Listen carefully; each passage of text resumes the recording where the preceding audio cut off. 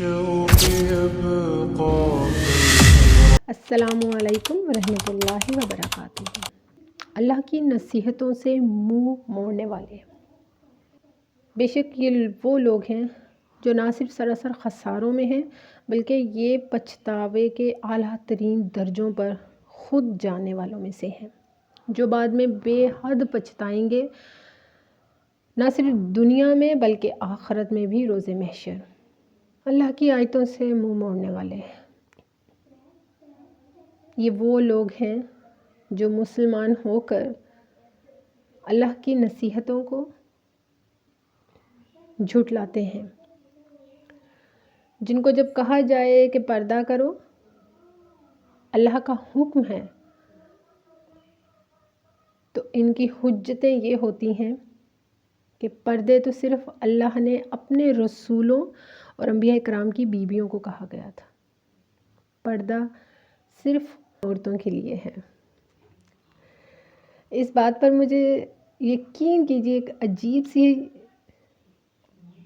ہنسی آ رہی ہے کہ انسان کس قدر غافل ہے، کس قدر غافل ہے اور کس قدر عقل سے اندھا ہو چکا ہے۔ مومنوں کی عورتیں، مومن عورتوں کو پردے کا کہا گیا ہے، جی بالکل۔ تو اس کا مطلب ہے پھر آپ خود کھلے الفاظ میں اعتراف کر رہے ہیں کہ آپ مومن نہیں ہیں، یعنی کہ آپ مسلمان ہو کر اپنے مومن ہونے سے انکار کر رہے ہیں۔ کیسی ہی دیکھیے غفلت کی چادر ان لوگوں نے اوڑھ رکھی ہے، اور ان کی آنکھوں کو کس قدر اللہ تبارک و تعالیٰ نے کیسا غافل کر دیا ہے، کیونکہ ان کے دل جو ہیں نا وہ پاک نہیں ہیں۔ مومن عورتوں کو پردے کا کہا گیا ہے تو آپ مومن نہیں ہیں، اور بے شک وہ مومن ہو ہی نہیں سکتا جس کی آنکھ میں، جس کے لباس میں، جس کے الفاظ میں، جس کے رہن سہن میں، جس کی چال ڈھال میں حیا نہ ہو، اللہ کی عاجزی نہ ہو، وہ مومن ہو ہی نہیں سکتا۔ بے شک آپ گمراہی کے اعلیٰ ترین درجے پر ہیں، کیونکہ اللہ سبحانہ و تعالیٰ خود فرماتا ہے کہ میری نصیحتوں سے منہ موڑنے والے کبھی ہدایت کی طرف نہیں آئیں گے، کیونکہ اللہ سبحانہ و تعالیٰ روز محشر آپ سے جواب لے گا کہ تیرے پاس جب میری آیتیں آئیں تو تو نے ان کو جھٹلا دیا،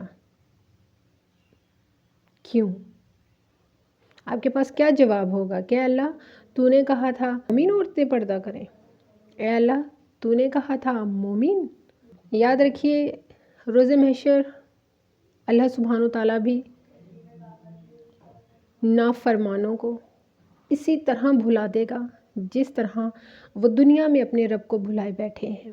یاد رکھیے گا روز محشر اللہ سبحانہ و تعالیٰ نافرمانوں، بے حیاؤں کو اسی طرح بھلا دے گا جس طرح یہ آج دنیا میں اللہ سبحانہ و تعالیٰ کو بھلائے بیٹھے ہیں، جس طرح یہ آج دنیا کی چکا چوندیوں میں، دنیا کی رعنائیوں میں، دنیا کی دلکشیوں میں اللہ کو اور اللہ کی آیتوں کو جھٹلا رہے ہیں اور ہر چیز سے منہ موڑے بیٹھے ہیں، اسی طرح اللہ سبحانہ و تعالیٰ روز محشر ان کو بھلا دے گا۔ اور اس سے بڑا خسارہ انسان کے لیے کیا ہوگا؟ اس روز ان کا پچھتاوا وہی ہے جیسا کہ قرآن پاک نے بارہا جگہوں پر اللہ کے ارشاد کے مطابق ہم تک پہنچایا ہے۔ جب آپ نے حد سے نکل جانا ہے، جب آپ نے اللہ کو بھلا دینا ہے تو بے شک آپ نے بدلہ بھی ایسا ہی پانا ہے۔